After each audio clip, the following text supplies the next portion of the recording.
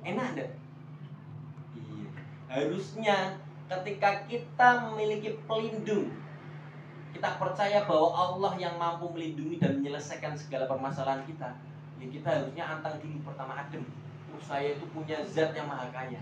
Kira-kira nek melunasi utang kita bisa enggak Allah? Ya lebih dari bisa.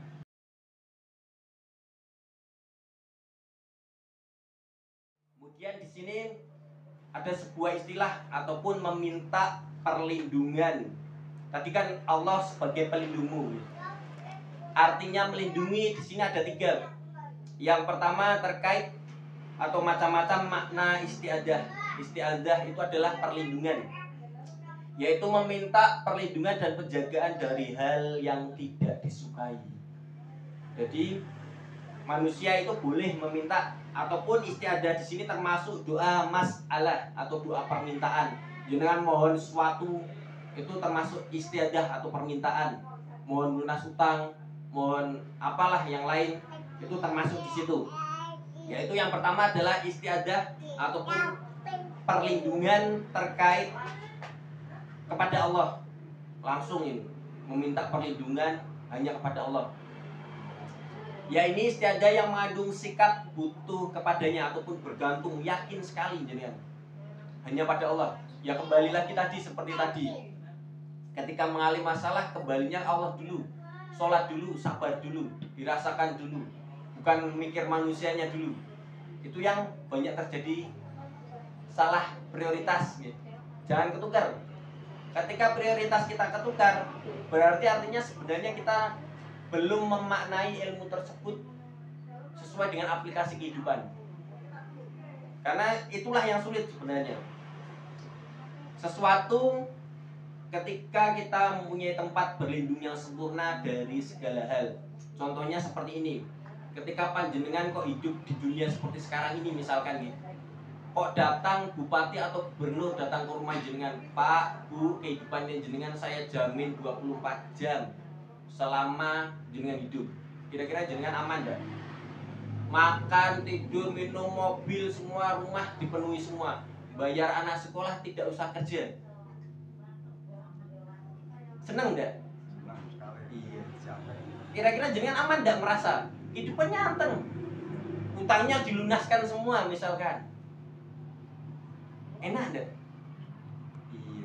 Harusnya ketika kita memiliki pelindung, kita percaya bahwa Allah yang mampu melindungi dan menyelesaikan segala permasalahan kita, ya kita harusnya antang dulu pertama adem.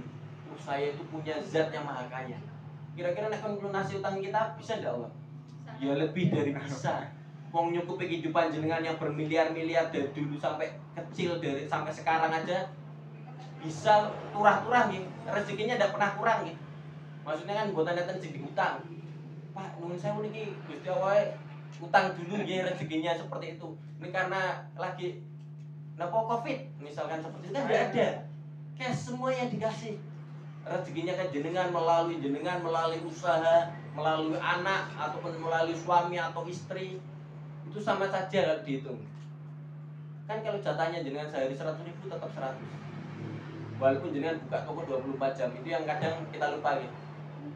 Ya kalau rezekinya 100.000, payungnya cuma siang ya siang toh, malamnya sepi gitu.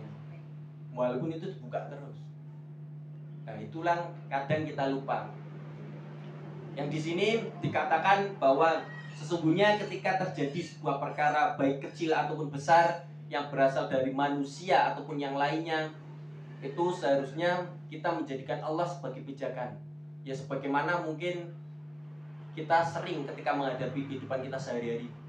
Kalau kita di kehidupan itu perisai atau doa yang sering kita lantunkan itu sebenarnya untuk melindungi diri kita. Kenapa nih kira-kira? Kayak pas jenengan dikir itu doa apa yang jenengan sering panjatkan? Doa sapu jagat. Wah, doa sapu jagat ya. Itu salah satunya. Atau surah yang biasa kita baca 3 kul, terutama Al-Falaq dan An-Nas. Al-Falaq itu kita berlindung dari hasad, dari jin, sihir-sihir, dari gangguan-gangguan makhluk-makhluk yang Allah ciptakan, apapun itu. Kadang ya nuwun saya mungkin ular kok ndak masuk ke rumah jenengan.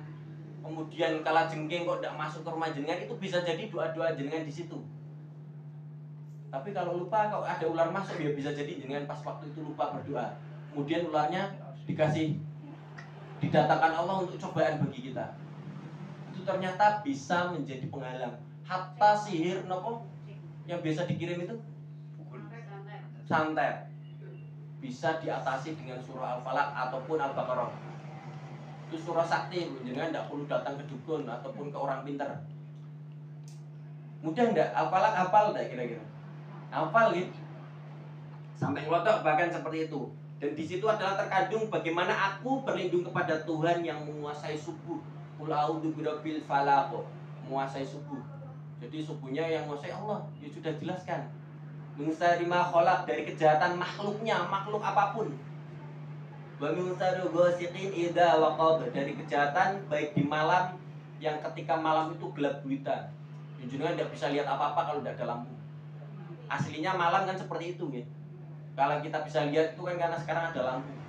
Kalau dulu kan tidak. Coba dengan posisikan di mati lampu, tek gitu. Wah, mau ambil apa-apa bingung. Pakai santer lah, pakai lilin dan lain-lain. Itu sekarang kita sudah diberi kemudahan seperti itu. Dan seterusnya, dan terkait wanita tukang sihir atau dari kejahatan para pendengki. Hasad itu yang terakhir, itu adalah para pendengki. Kalau jenengan punya kelebihan harta, punya sesuatu yang baru, misalkan anak ataupun rumah baru ataupun apapun lah yang sejenisnya, bisa jadi pendengki-pendengki itu datang tanpa kita sadari.